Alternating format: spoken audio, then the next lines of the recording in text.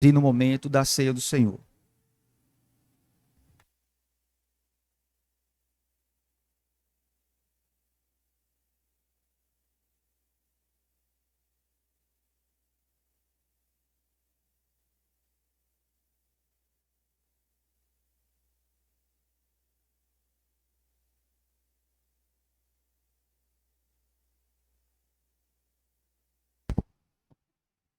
Saudamos a igreja com a graça e a paz do Senhor Jesus Cristo. Abramos nossas Bíblias na primeira carta de Paulo aos Coríntios, capítulo 11, a partir do verso 23. 1 Coríntios, capítulo 11, a partir do verso 23, trecho que Paulo nos orienta a respeito deste momento. Trecho que nós lemos sempre, que deve estar já bem decorado na mente, mas, acima de tudo, compreendido e posto em prática. Nos diz a palavra de Deus: porque eu recebi do Senhor que também vos entreguei, que o Senhor Jesus, na noite que foi traído, tomou o pão, e tendo dado graças, o partiu e disse: isto é o meu corpo, que é dado por vós, fazei isto em memória de mim. Por semelhante modo, depois de haver ceado, tomou também um cálice, dizendo: este cálice é a nova aliança no meu sangue. Fazei isto todas as vezes que beberdes, em memória de mim. Porque todas as vezes que comerdes este pão e beberdes o cálice, anunciais a morte do Senhor, até que ele venha. Por isso, aquele que comer o pão ou beber o cálice do Senhor indignamente, será réu do corpo e do sangue do Senhor. Examine-se, pois, o homem a si mesmo, e assim coma do pão e beba do cálice. Pois quem come e bebe sem discernir o corpo, come e bebe juízo para si. Eis a razão porque há entre vós muitos fracos e doentes, e não poucos que dormem. Porque, se nos julgássemos a nós mesmos, não seríamos julgados. Mas, quando julgados, somos disciplinados pelo Senhor, para não sermos condenados com o mundo. Amém. O apóstolo Paulo orienta a igreja de Corinto sobre vários aspectos. Cada vez que nós chegamos aqui, procuramos destacar algum deles. E vamos apenas lembrar hoje que Jesus, ele diz que é para fazer isto em memória dele. Lembrar o sacrifício dele na cruz por nós, pelo seu povo, pelos seus eleitos. É algo que deve acontecer constantemente. E este é um momento que Deus então determinou, é um sacramento, onde nós repetimos ele na nossa igreja pelo menos 2 vezes por mês, para cumprir então aquilo que Jesus nos ensinou. O exame é necessário, a autodisciplina não é correta. Isso aqui é para o crescimento do povo, o crescimento da igreja, e nós devemos então fazê-lo com devido discernimento. Convido o presbítero Felipe e o presbítero Alexandre para virem nos auxiliar na distribuição dos elementos. Nós vamos orar e vamos então celebrar a ceia do Senhor.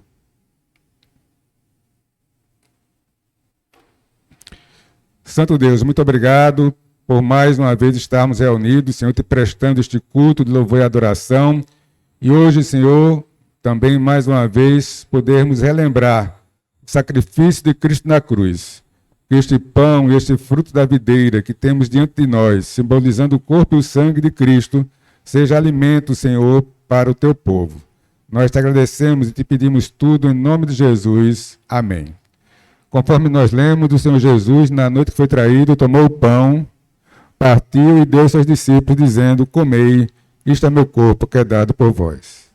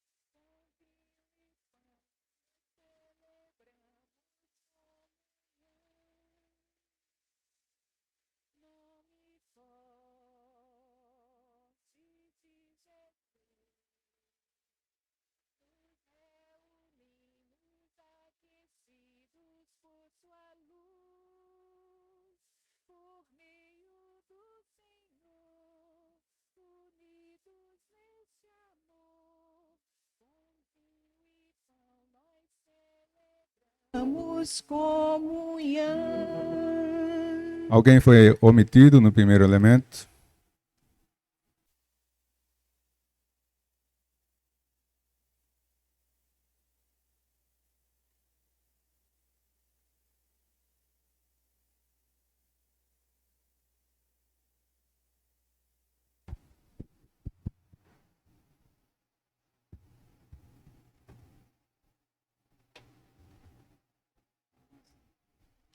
Conforme nós lemos, o Senhor Jesus, na noite que foi traído, também tomou o cálice e disse: Este é meu sangue, o sangue da nova aliança que é derramado por vós, bebei de todos.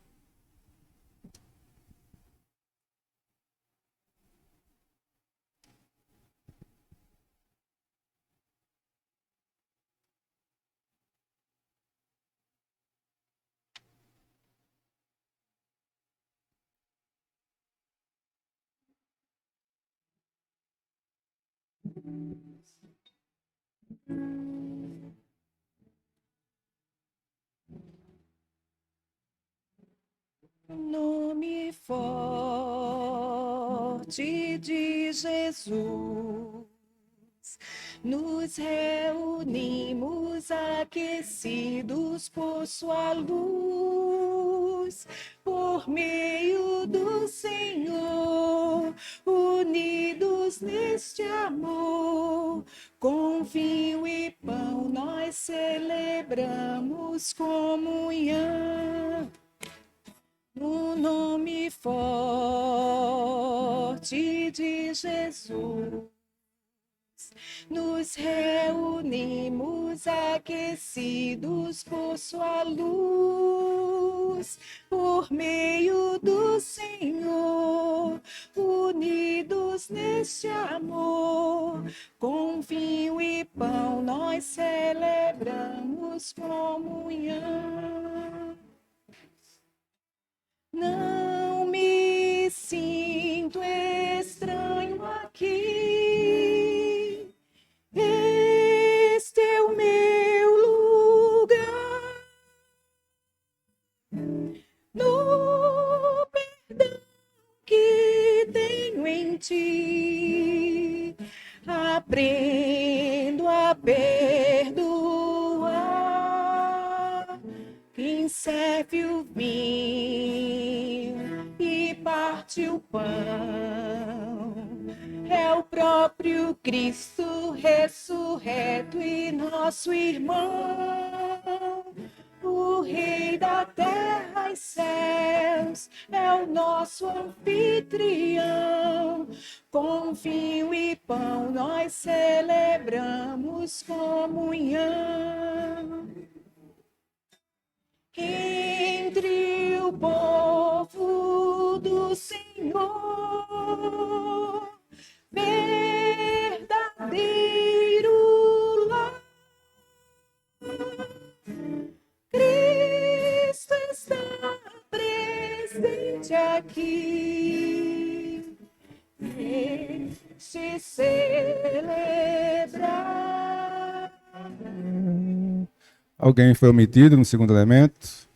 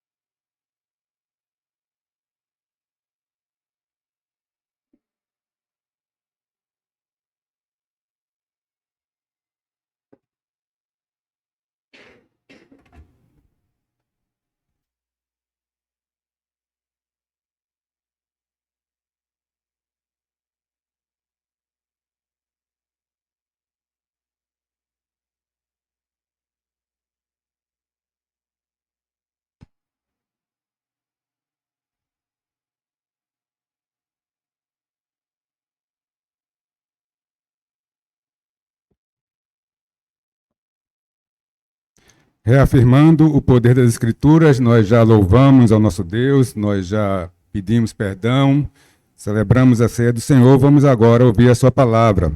Vamos abrir nossas Bíblias na segunda carta de Paulo a Timóteo, capítulo 3. Leremos os versos de 14 a 17. Segunda carta de Paulo a Timóteo, capítulo 3, versos de 14 a 17.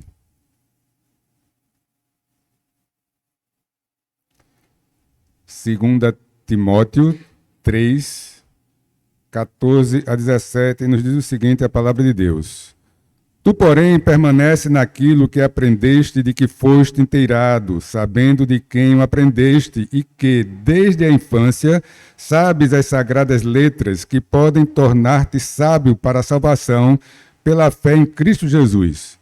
Toda a Escritura é inspirada por Deus e útil para o ensino, para a repreensão, para a correção, para a educação na justiça, a fim de que o homem de Deus seja perfeito e perfeitamente habilitado para toda boa obra. Amém. Oremos. Senhor Deus, mais uma vez nós chegamos a Ti para Te pedir, Senhor, que o Teu Espírito nos ilumine, que nós possamos compreender a Tua palavra, a Escritura, que é a nossa fonte, Senhor, daquilo que Tu queres para nós. Que o Senhor nos ajude e que possamos viver de acordo com as sagradas letras. Em nome de Jesus, amém.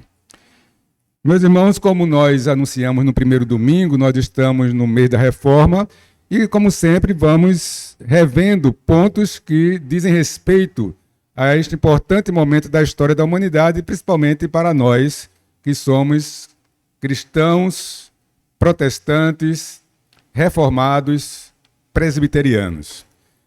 Nós fizemos, então, no primeiro domingo do mês, um apanhado dos 5 solas da Reforma Protestante, os 5 somente. 5 pontos que nortearam tudo que foi feito ali no século XVI, tendo como um marco a colocação das 95 teses que Lutero elaborou na capela da igreja de Wittenberg, na Alemanha, no dia 31 de outubro de 1517. E os 5 solas começam justamente com o sola Scriptura, somente a Escritura. Infelizmente, as igrejas hoje em dia estão se afastando dessa Escritura. A cultura, o costume, as preferências têm tomado o lugar das Escrituras. Terapias, estratégias, marketing, entretenimento, são coisas que as igrejas estão pregando, promovendo e que têm afastado o povo desta palavra de Deus. Muitos líderes, muitos pastores têm negligenciado a doutrina do que está sendo pregado, a doutrina do que está sendo cantado, e eu tenho para mim uma tese minha, sem prova, é uma hipótese. A maioria das pessoas tem uma doutrina fruto das músicas que ela canta. E aí, muitas vezes, você acredita em coisas que você não sabe nem de onde veio, mas está numa canção que está dentro da sua cabeça. E uma vez que as escrituras não são pregadas, não são colocadas, você absorve aquilo e passa a ter como verdade. E aí, nós terminamos vivendo dias difíceis. Momentos de dificuldade da igreja, porque ela se amolda à cultura ao invés de ser o alicerce para a vida do povo, da cultura e de tudo mais.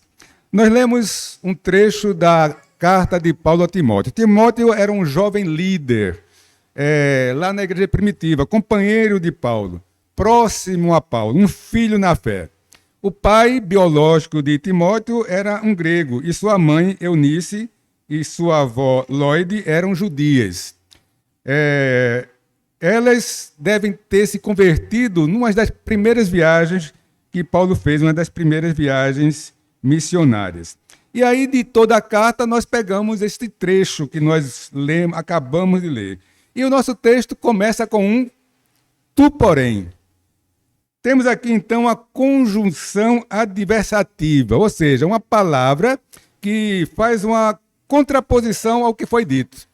Então, mas, porém, contudo, todavia, entretanto, significa que você disse uma coisa, mas tem outra que precisa ser colocada e que ela vai justamente contrapor aquilo que foi colocado. Para a gente entender tudo, a gente vai ver mais 2 tu porém. Então, veremos 3 tu porém agora pela manhã. E nosso desejo agora é justamente destacar os versículos 14 e 15 e à noite os versículos 16 e 17. O capítulo 3, que nós lemos um trecho, ele começa com a advertência de Paulo. No verso 1 ele diz: nos últimos dias sobrevirão tempos difíceis. E aí ele elenca de onde vem esse tempo difíceis. E ele, do verso, então, 2 até o 9, ele menciona uma série de características desses homens. Tempos difíceis, pois os homens serão egoístas, avarentos, jactanciosos, arrogantes, blasfemadores, desobedientes aos pais, ingratos, irreverentes, desafeiçoados, implacáveis, caluniadores, sem domínio de si, cruéis, inimigos do bem, traidores, atrevidos, enfatuados, mais amigos dos prazeres que amigos de Deus, tendo forma de piedade, negando-lhe, entretanto, o poder. Ele segue dizendo homens corrompidos de mente, e no verso 9 dizendo que eles são insensatos. É por conta disso, então, que nos últimos dias sobrevirão tempos difíceis. Essas características você consegue observar em nossa sociedade? Pessoas egoístas, pessoas irreverentes, pessoas que se preocupam mais consigo mesmo do que com os outros. Então é algo que vai se desenvolvendo ao longo da história e nós podemos ver isso ao nosso redor. Tudo isso, então, diante de tudo isso, Paulo diz o primeiro tu, porém, que está justamente no verso 10. Veja, começa dizendo que teremos tempos difíceis, elenca esses homens, e aí, depois de falar tudo isso, no verso 10, Paulo diz, tu, porém, e aí mostra o contraste em relação àqueles homens. Tu, porém, tens seguido de perto o meu ensino. 2 Timóteo 2, a partir do verso 10. O meu ensino, o meu procedimento, propósito, fé, longanimidade, amor, perseverança, as minhas perseguições, os meus sofrimentos, quais me aconteceram em Antioquia, Icônio e Listra, que variadas perseguições tenho suportado. De todas, entretanto, me livrou o Senhor. Ora, todos quantos querem viver piedosamente em Cristo Jesus serão perseguidos. Então veja, Paulo elenca ali os problemas daqueles homens, mostra que ele não é daquele jeito, que Timóteo tem visto a forma como ele tem vivido, mas aí, continuando o texto, no verso 13, ele faz outro contraste. Ele diz, mas os homens perversos e impostores irão de mal a pior, enganando e sendo enganados. Então nós vemos hoje ao nosso redor líderes, pastores, pessoas de igreja enganando e sendo enganados. E aí, terminado o verso 13, entra justamente no trecho que nós estamos estudando, Paulo coloca o segundo tu, porém. Veja, homens perversos, impostores irão de mal a pior, enganando e sendo enganados. Tu, porém, permanece naquilo que aprendeste, de que foste inteirado, sabendo de quem o aprendeste, que desde a infância sabes as sagradas letras que podem tornar-te sábio para a salvação pela fé em Cristo Jesus. Antes de nós tratarmos desses 2 versículos, vamos ver o terceiro tu, porém. No capítulo 4, logo depois do que nós lemos, lá nos versos 3 a 5, Paulo diz o seguinte: pois haverá tempo em que não suportarão a sã doutrina. Pelo contrário, cercar-se-ão de mestres segundo as suas próprias cobiças, como que sentindo coceira nos ouvidos. e se recusarão a dar ouvidos à verdade e entregando-se às fábulas. Tu, porém, sê sóbrio em todas as coisas, suporta as aflições, faz o trabalho de evangelista, cumpre cabalmente o teu ministério. Então, esses três, tu, porém, é como se Paulo dissesse assim: Timóteo, está vindo problema por aí. Homens maus estão cercando o povo, a igreja. Tu, porém, permanece no meu ensino. Depois é Timóteo, esses homens vão de mal a pior, enganando e sendo enganados. Tu, porém, permanece no que você aprendeu desde criança. E o terceiro, Timóteo, essas pessoas não gostam da doutrina. A doutrina incomoda elas. Tu, porém, sê sóbrio, cumpre o teu ministério, ou seja, prega a palavra. Então, Paulo quer que Timóteo seja diferente daquelas pessoas, mas que continue no que ele aprendeu, naquilo que ele creu. E o que ele tem aprendido e crido é o quê? As Escrituras. Sabes o que eu tenho ensinado. Sabes as sagradas letras. Então, vamos aqui para esse pedaço do tu, porém. Então, diferentemente daqueles homens, diferentemente do comportamento deles, ele coloca aqui algumas observações. Tu, porém, permanece naquilo que aprendestes e de que foste inteirado. O que é que Timóteo aprendeu? O que é que ele tinha ali? O que é que Eunice e Lloyd ensinaram para eles? Meus irmãos, nós vamos ver à noite alguns detalhes sobre as Escrituras, mas, para começar, sem haver nenhuma dúvida, eles tinham ali o Antigo Testamento. E nós podemos destacar dentro do Antigo Testamento uma recomendação que Deus dá através de Moisés justamente para que a palavra fosse ensinada às crianças. Deuteronômio 6, 5 a 9, que nós conhecemos bem, Deus diz assim: amarás, pois, o Senhor teu Deus de todo o teu coração, de toda a tua alma, de toda a tua força. Como é que eu amo? Como é que eu amo a Deus? Como é que eu amo o próximo? O que é o amor?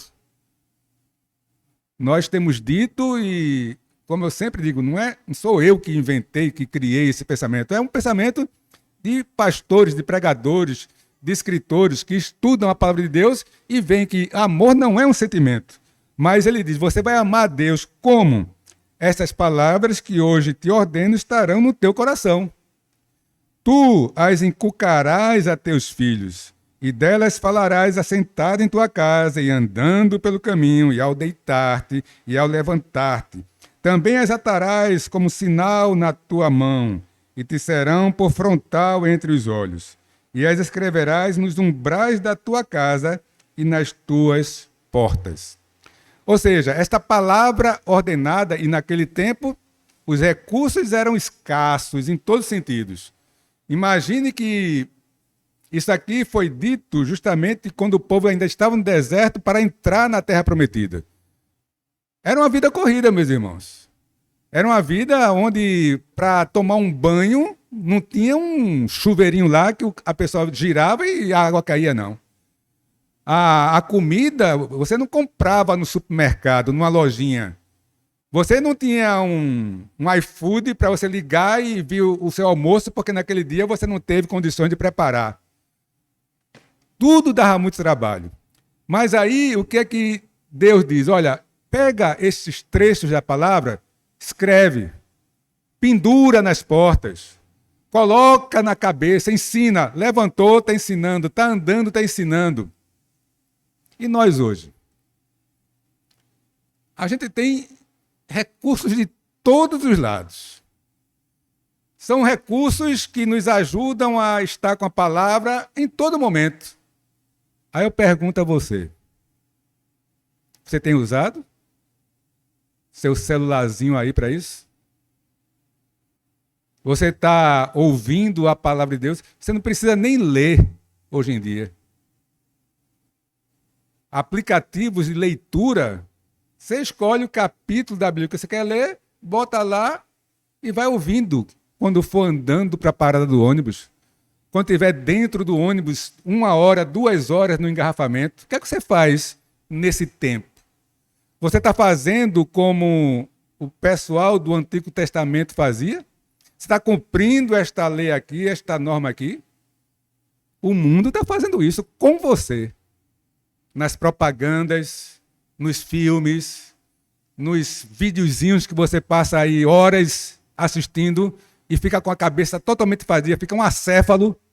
Você não pensa mais. A nossa geração está preparada para não pensar. Se a gente lutar contra isso, a gente já está afundando como tem afundado. Mentes vazias, mentes que não têm conteúdo nenhum. Só porcaria. E essa porcaria está gotejando todos os dias. E a gente muitas vezes está olhando e vendo nossos filhos se perdendo em cima de uma tela e não fazemos nada. Como é que eles vão permanecer naquilo que eles aprenderam se eles não estão aprendendo?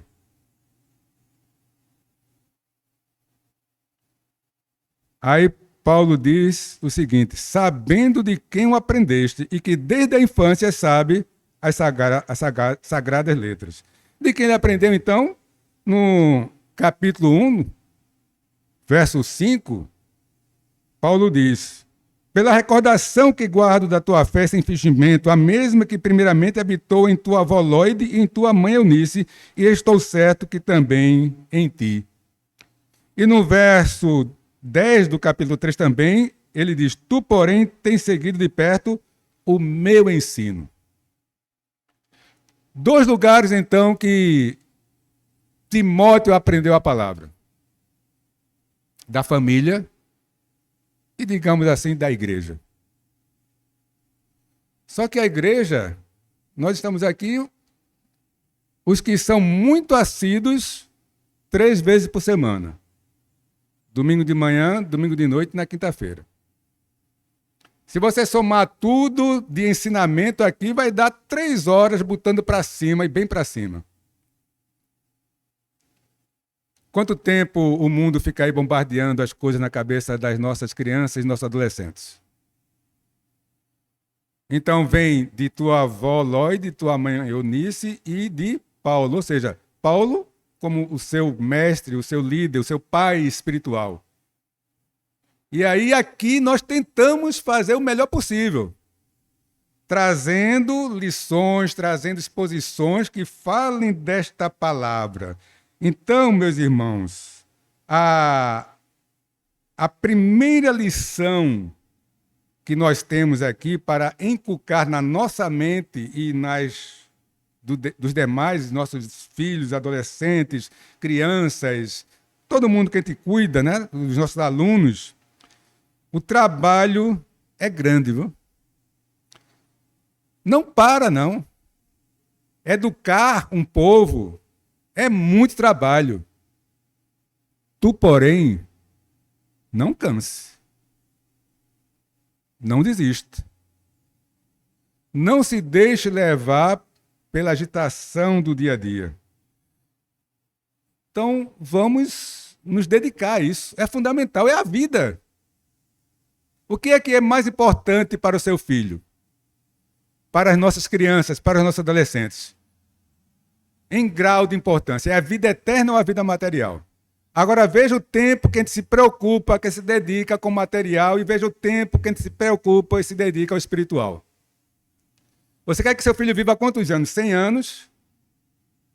150 anos? Quantos anos você quer que ele viva? Ele vai morrer. Ariano Suassuna, nordestino, viveu aqui no Recife muitos anos. Ele foi dar uma entrevista em Jô Soares no mês em que ele estava completando 80 anos. Ele é muito divertido, era um homem inteligente, e ele fizeram uma série de eventos para comemorar os 80 anos. E ele chegou lá em Jô Soares e disse: eu estou muito preocupado com o que está acontecendo este ano com os meus 80 anos. Estão me paparicando demais. Eu estou imaginando como vai ser quando completar 160. Não vai ter mais nada para fazer. Só que ele já morreu, né? Às vezes a gente pensa que vai viver, vai viver, vai viver, vai viver. E aí esquece de parar, ver toda semana, todo dia, toda semana, todo mês, todo ano, que já estamos chegando ao final de mais um. O que é que eu tenho feito? Como é que eu tenho vivido? Como é que eu tenho cuidado da minha família, dos meus filhos? Então, tu, porém, não se canse. E outra coisa, os resultados podem não ser o que a gente quer. Não é porque você fez tudo certo que tudo vai dar certo. Mas por que você faz? Você faz porque quer que dê certo? Este é o motivo? Ou você faz porque deve fazer, porque Deus manda? E aí a gente tem que atentar bem para isso, porque isso mexe com a gente. Eu vou fazer porque Deus manda. O resultado eu não sei, eu não posso prever. Não está na minha mão o controle dos resultados de nada. Eu posso fazer tudo o que deve fazer no meu casamento, ele não dá certo. Eu posso fazer tudo o que deve fazer com os meus filhos e não dá certo. Eu posso fazer tudo o que deve fazer como pastor e não dá certo. Eu tenho que ter a minha mente devidamente preparada e amadurecida para saber que Deus não vai cobrar de mim resultados. Deus vai cobrar de mim obediência. Que eu faça o que deve ser feito. Então, Paulo continua e diz que este ensino, estas letras, podem tornar-te sábio para a salvação pela fé em Cristo Jesus. A gente olha assim, no primeiro momento, quer dizer que a sabedoria que eu adquiro pode me salvar? De forma alguma. Essa graça de Deus, essa obra de Deus, pela qual os pecadores são libertos do maior dos males, que é a morte eterna, e entram na posse do maior dos bens, que é a vida eterna, não é produzido de uma forma mecânica por simplesmente ouvir, ler ou estudar as Sagradas Escrituras. Então não é um conhecimento técnico, não é um conhecimento humano simplesmente. Eu tenho que buscá-lo, mas não é isso que vai fazer diferença. Mas tem que ser pela palavra. Quando, no começo da igreja, havia uma dificuldade dos judeus em entender que a salvação era para os gentios também. E o episódio lá entre Pedro e Cornélio, lá em Atos 10 e 11, nos mostra de forma bem interessante. Cornélio tem uma visão onde um anjo diz, olha, vai a Jope, vai a tal lugar e chama lá um homem chamado Pedro e ele vai vir aqui. E aí Deus faz com que Pedro tenha a visão do lençol descendo com animais impuros e aí a voz diz, Pedro, mata e come. E aí Pedro diz, nunca, são animais impuros, eu nunca comi animal impuro. Ele era um judeu que obedecia às regras. Mas aí a voz diz, o que eu purifiquei não considere impuro. Ou seja, era Deus preparando Pedro para ir à casa de Cornélio. E aí o capítulo 10 nos conta a história. Só que no capítulo 11, Pedro é convocado pelo presbitério para perguntar, meu irmão judeu, Pedro, você entrou na casa de um gentil e comeu com eles? O que está havendo com você?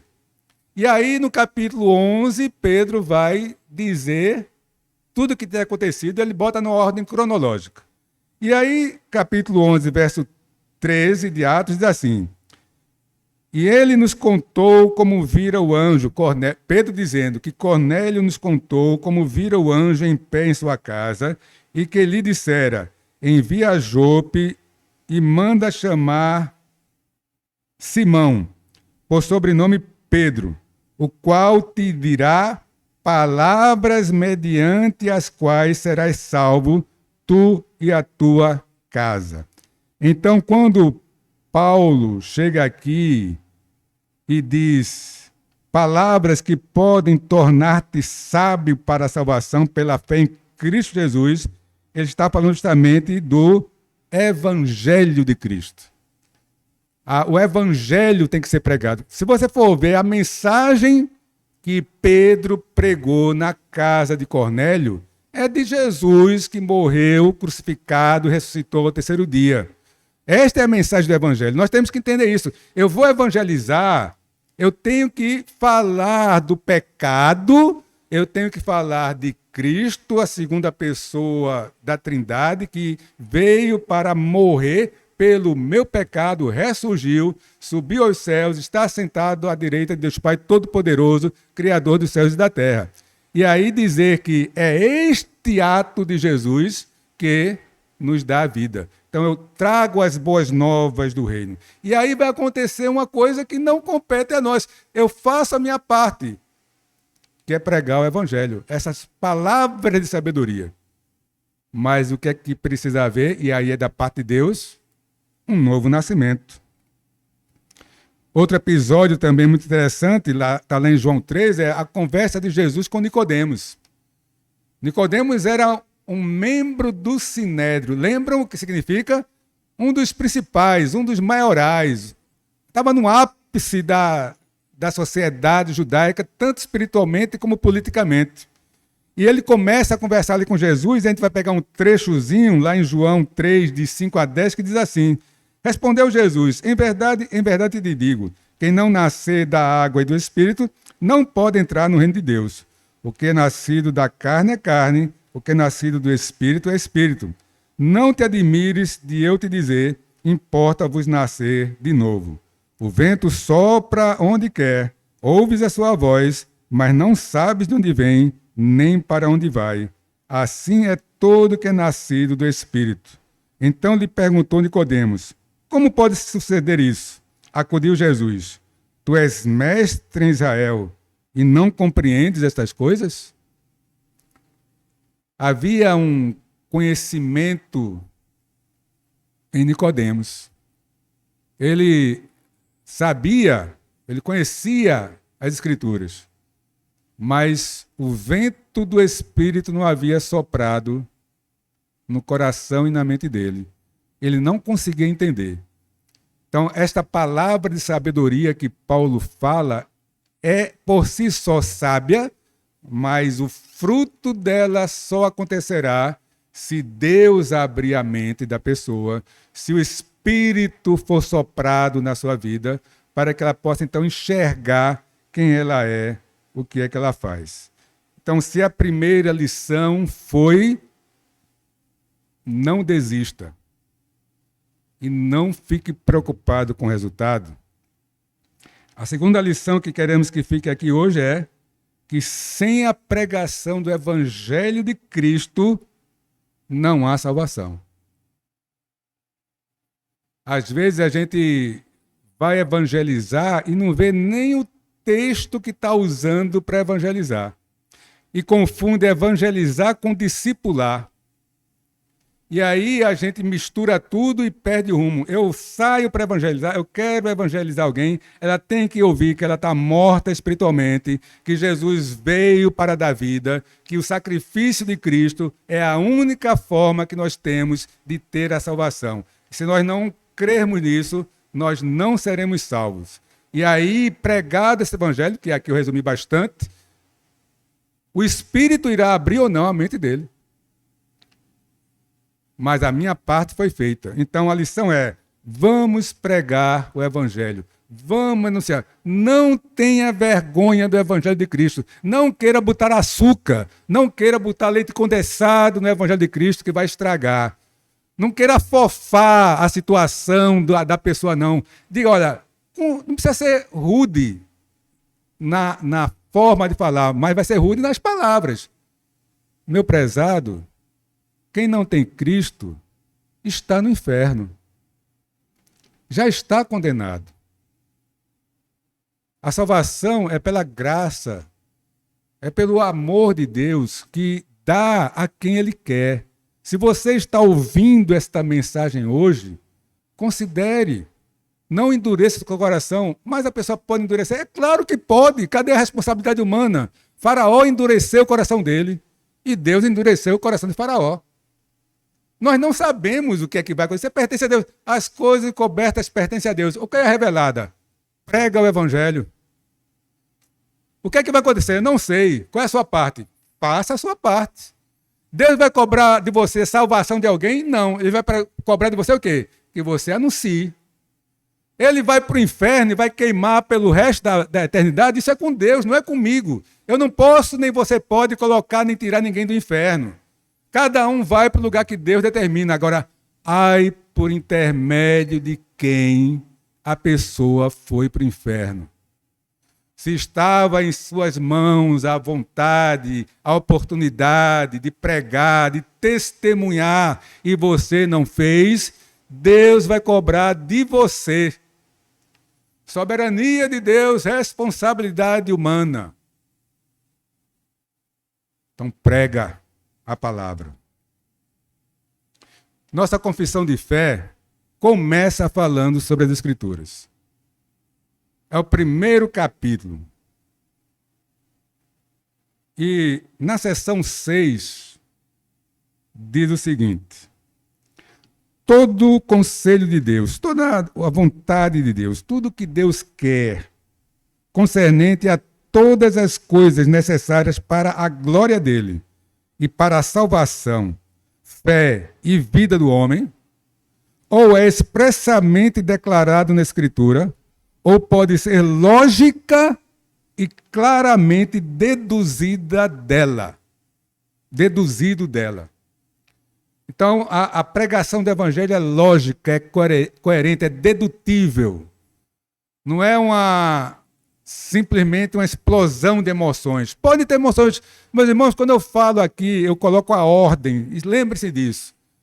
Se não vier razão na frente, a emoção vai ser danosa. Não é que não pode ter emoção, é impossível não haver emoção. É bom que haja emoção na nossa vida, mas se ela vier na frente, sua vida vai de mal a pior. A doutrina, a coerência, a vontade de Deus deve nos guiar. E é isso então que Deus quer através das Escrituras. E aí a minha vida e a sua vida, todos os dias, tem que reafirmar isso. Porque as pessoas vão olhar para a gente e vão dizer aquela célebre frase: é crente, é? Desse jeito? Fazendo isso? Aí o diabo vai e bota na sua cabeça: ligue não. Se for salvo, Deus vai trabalhar. Não, meu irmão. Deus vai cobrar de você. Se você é motivo de escândalo, se as pessoas olham para você e veem um comportamento que está fora daquilo que Deus quer, o sangue dele vai cair sobre a sua cabeça. Então, prega a palavra. Então, diante disso que Paulo nos coloca, a palavra de Deus é poderosa por si mesma, certo? Nós lemos aqui, a gente tem inúmeros textos, eu escolhi um aqui. Começamos o culto lendo uma parte do Salmo 19, que fala da palavra de Deus poderosa, ela tem poder para fazer as coisas. Mas Deus colocou em nossas mãos o levá-la. Deus colocou em nossas mãos o anunciá-la. E é isso que nós temos que fazer. Fazer primeiramente para os da nossa casa, para os nossos filhos, nossas crianças, adolescentes, jovens, e anunciar esta palavra com fidelidade para todo mundo, para que o nome de Deus seja glorificado. Este é o propósito final, a glória de Deus. Então, que nós sejamos instrumentos para a glória de Deus, pondo em prática as Escrituras todos os dias da nossa vida. Oremos. Santo Deus, muito obrigado, Senhor, pela Tua palavra, que é viva e eficaz. Ela é cortante, Senhor, ela nos examina, nos orienta, nos exorta, que sejamos realmente guiados por ela em todo o tempo. Nos abençoa e nos ajuda nesse propósito. Te pedimos e te agradecemos em nome de Jesus. Amém. E Deus vos abençoe.